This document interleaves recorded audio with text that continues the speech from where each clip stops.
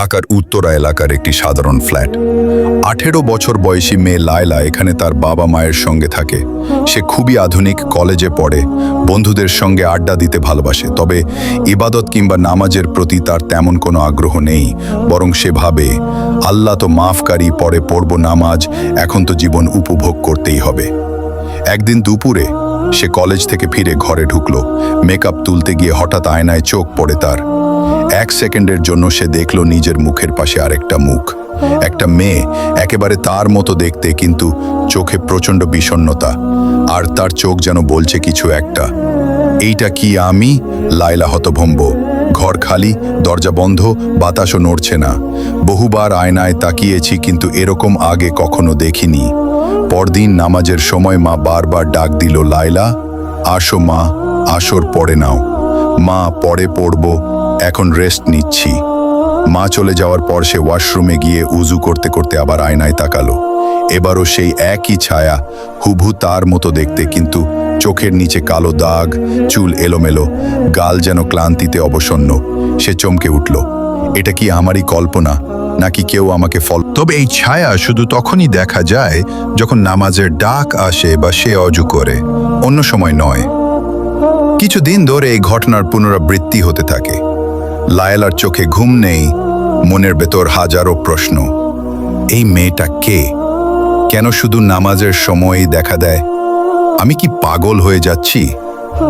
একদিন রাতে সে নিজের ফোনে ভিডিও করতে লাগলো, আয়না লক্ষ্য করে। হঠাৎ ক্যামেরায় ধরা পড়ল সেই ছায়া, কিন্তু আয়নার সামনে সে একা ছিল। সে তখন বুঝলো এটা কল্পনা নয়, কিছু একটা আছে। সে গুগল করলো, Why do I see a shadow in the mirror during prayer time? একটা আর্টিকেলে লেখা ছিল, আয়নায় কখনো কখনো আমাদের আত্মা প্রতিফলিত হতে পারে, বিশেষ করে যখন আমাদের নফস ও রুহের মাঝে দ্বন্দ্ব থাকে। গুনাহ আমাদের রুহকে অসুস্থ করে তোলে। লায়লার হৃদয়ে প্রথমবারের মতো এক ধাক্কা লাগলো। রুহ, আত্মা, আমি কি আমার আত্মাকেই দেখছি? লায়লা মনে করতে লাগলো তার অতীত।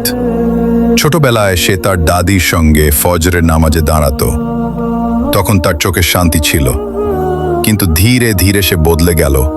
সোশ্যাল মিডিয়া, মেকআপ, ডেটিং, রাতভর স্ক্রোলিং।